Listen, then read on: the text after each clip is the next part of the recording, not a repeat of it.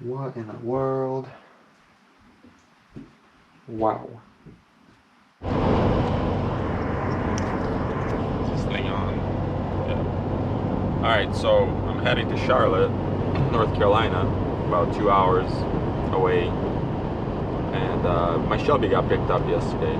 I finally decided to take the for sale listing down and take the supercharger off and sell it as stock, sell it in stock form, because it brought more money that way, which is weird because I guess people don't realize that the lead time on the supercharger is about 4 months at the moment. It's going down slowly, but you know, it takes about 3 to 4 months to get, unless you know a good Whipple dealer that can get one quicker. But anyways, so Shelby's back to stock form, and they got picked up yesterday, so it's gone. I probably won't ever see that car again. Who knows, maybe in the future I'll buy it again. I have the VIN number, I'll look it up, I'll find it. But I'm going to Charlotte to pick up a car. This is gonna be a funny car because it's nothing special. It's super cheap. I'm not gonna say the price just yet, but it's super cheap. I'm buying it for a reason. Reason being, I want to give it away to one of my friends. So it'll be like a fun giveaway thing, and there's no purchase necessary or anything like that.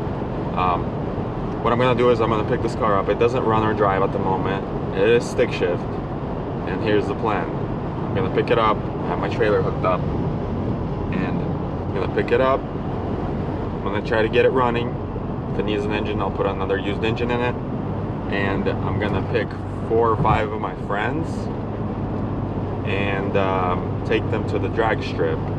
And what I'm gonna do is I'm gonna go first, get a time slip, and then whoever gets the best time that day gets to keep the car, gets to basically drive the car home. A couple things could go wrong, obviously. Obviously the car could break within the first pass or something, who knows. It's an older car. We'll look at it here in a little bit. We still have like a 2-hour drive, or no, like an hour and a half drive. So I mean, if the car breaks, you know, like I go and it doesn't break, and someone else goes and something breaks, we're just gonna reschedule for another day. I'm gonna fix the car, and then we're gonna do it on another day. And so hopefully this is gonna be a fun video. I know it's gonna be fun for me. I don't know if it's gonna be fun for everybody else to watch, but if everything goes good, on the next one I would like to choose 5 random followers on my Instagram. So be sure to follow my Instagram, because in the future I'm gonna choose 5 random followers on Instagram and do the same thing, and hopefully with a better car. This car is not that awesome, obviously. It's just gonna get you from point A to point B, and if a friend does get it, he can do whatever he wants with it. I'm gonna sign the title over. He can just sell it, drive it, give it to somebody else that needs it. It's up to them, you know. It's their car, whatever they want to do. So just stay tuned, like and subscribe, and in about an hour we're gonna see what this car looks like, and hopefully it's decent. I don't know, I just found it on Facebook Market, and today's Saturday. The weather is nice. I don't know why I'm driving. I should be home probably, but it is what it is. Let's do it. Check this out. It's a Supra, but I can smoke him with this Expedition, Whipple powered, while I'm pulling the trailer. Just give me a chance. Alright, so here's my Shelby replacement. Just kidding. This is a 2000 Ford Focus. It does not run or drive. It is a 5-speed, and it has the fancy crank windows. It doesn't run. It has around 140,000 miles on it. It is the 4-cylinder, obviously, and it's missing the battery. Tires are brand new.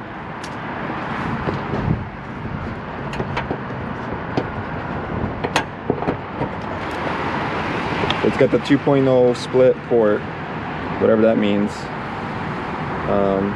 So this is a 6-cylinder. It's crazy. I didn't know it was a 6-cylinder. I thought it was a 4-cylinder. No, actually no, it's a 4-cylinder. I'm just tired.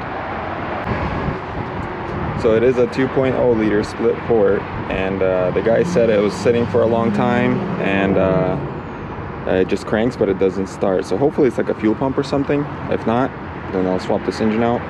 But this is the goal, is to give this thing away to one of my friends, but they have to beat me in a drag race. When I say that, just like I explained earlier, they have to get a better time than me at the drag strip, 1/8 of a mile. They can do that, I sign a title over, and they keep the car. They can sell it, scrap it, whatever they want to do with it. But obviously I'm gonna fix it, make it run decent, and then we'll have some fun with it. So stay tuned for this fun video coming up.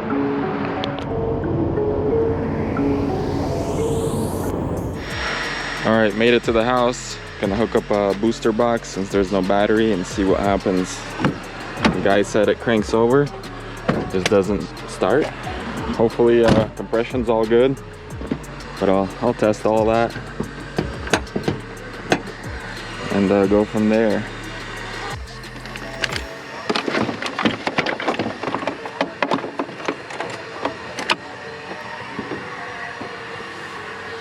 Probably should check oil, right?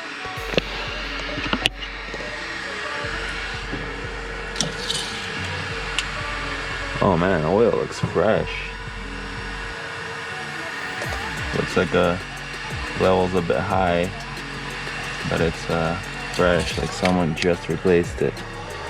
It's a nice cap there. Coolant is at the minimum.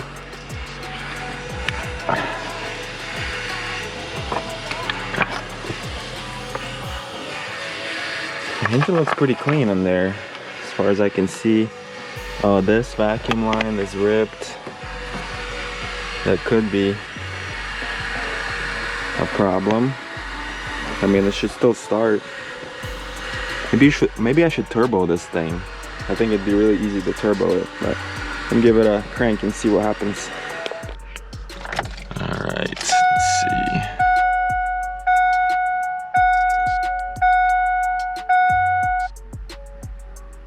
So it's probably out of gas, first of all, because the gauge is on empty. It's got 146,000 miles. Let me try to crank it and see what happens.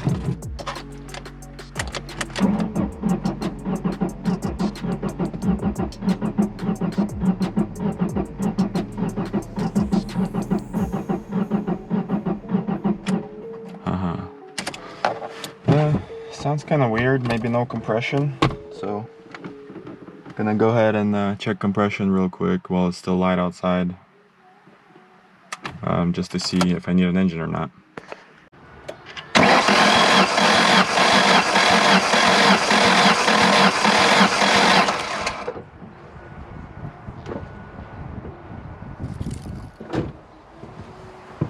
Oh man, 180.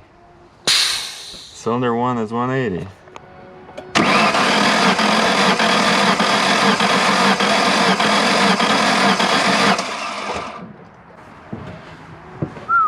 This one is low.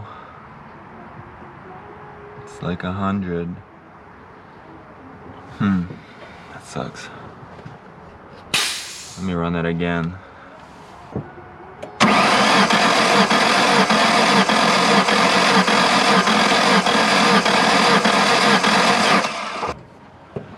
Yeah, it's 100 in this one.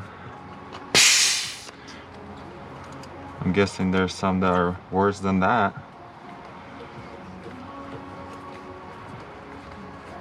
So 180, 100. Let's see what cylinder 3 is.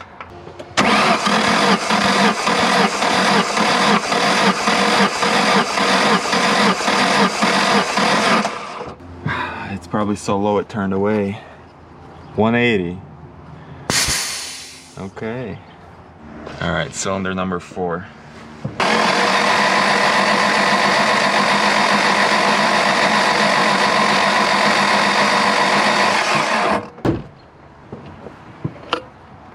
Zero compression. Wow, okay.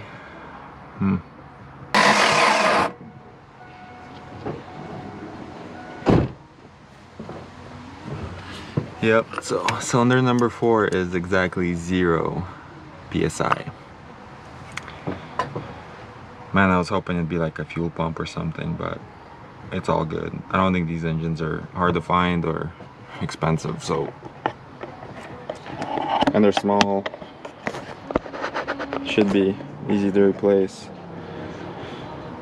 But yeah, so 1 is 180 PSI, 2 is 100 PSI, 3 is 180 PSI, and then 4 is 0. It's still, you still think that it would start somehow, but I guess it's just not enough. But it's all good. I'm gonna roll it off the trailer and start taking it apart. Well, it looks like we have a problem. So I removed the valve cover off. As you remember, I did a compression test on all 4 cylinders. Number 1 was 180 PSI, number 2 was like 90 to 100 PSI, number 3 was 180, and number 4 was at 0, big fat 0. So I took the valve cover off just to see if I can see the valves, and it's hard to tell. Everything is moving properly, nothing's broken up here, but from the research that I did, these engines are known to drop valves, so that's what I'm guessing happened. And from what I read, number 4 is always the first one to drop a valve. So it looks like this head's gonna have to come off. I looked up some used engines and they're pretty expensive. They're more than the car is worth.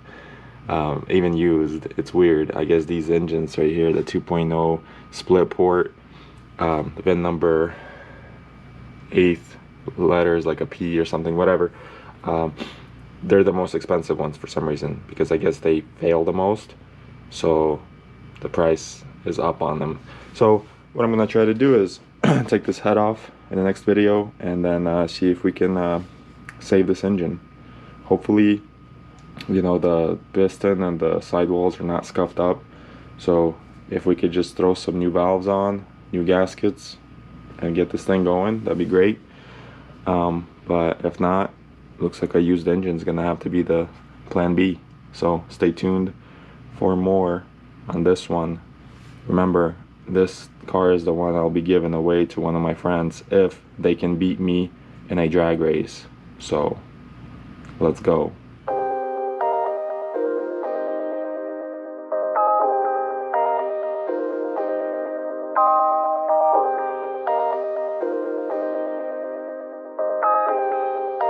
Oh yeah, by the way, I did a pressure test on the cooling system and it's holding the pressure like 13 psi, and it's been about 12 hours or so, because I was thinking maybe it's a head gasket, so I pressurized the system, the cooling system, and turns out it's not the head gasket.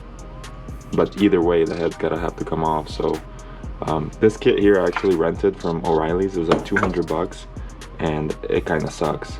I think it's more for like older cars or something, because I don't have a cap on the radiator, so none of the adapters fit. So it's totally not worth it. The good thing is I'll be able to get this 200 bucks back when I return it. It's the beauty about renting tools from O'Reilly's. Like, I was gonna buy these. Good thing I didn't, because they don't even work for me. So sucks, but it is what it is. Let's get to work. Alright, so I got everything disassembled. I got the header off, and I got the intake disconnected. I got the timing belt off. I got the power steering pump to the side. Got all the bolts loosened up. So this is gonna be a moment of truth to see what the valves look like. At first I thought possibly a jump timing, because the tensioner on the timing belt is kind of weak. I did see some evidence that someone already replaced the timing belt at some point, but maybe they didn't change the tensioner. Not sure, but right now I'm gonna take the head off and see what it looks like. Let's see.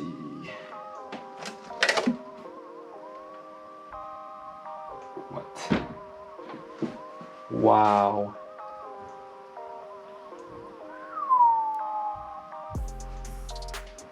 What in the world? Wow. Wow, dude. That is crazy.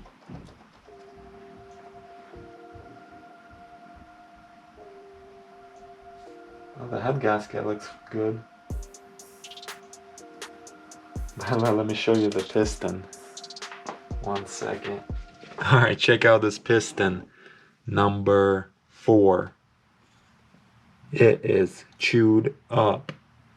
That is crazy. Crazy chewed up. Number 3 is also chewed up, and number 2 is... let me flip this head over and see. That is crazy. So it's been hitting the valve or what? Or the valve fell out? Let me flip the head over and we'll look at it. So I'm a little confused here. What am I missing? The valves look fine. Like they didn't touch the pistons. But like all 4 pistons have damage on them. I don't see any sidewall damage on number 2 and 3. But 1 and 4 are all the way up, so I don't want to turn it. Right now it's timed and I don't want to mess with it. So how does this happen?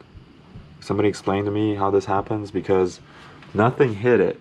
And look at this head. This is number 4.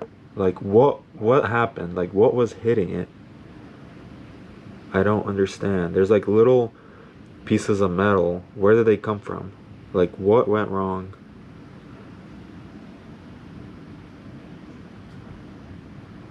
Is there some kind of seal underneath the valve?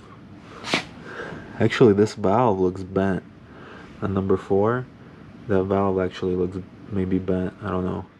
Yeah, so I'm not even sure what to do at this point, because these used engines are like $1,000, the cheapest one I see, and this car is not worth that. So should I replace all the pistons and you know, the rod bearings, new timing belt, and is this head reusable?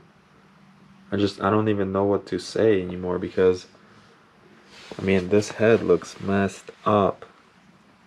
I just don't understand what was hitting it.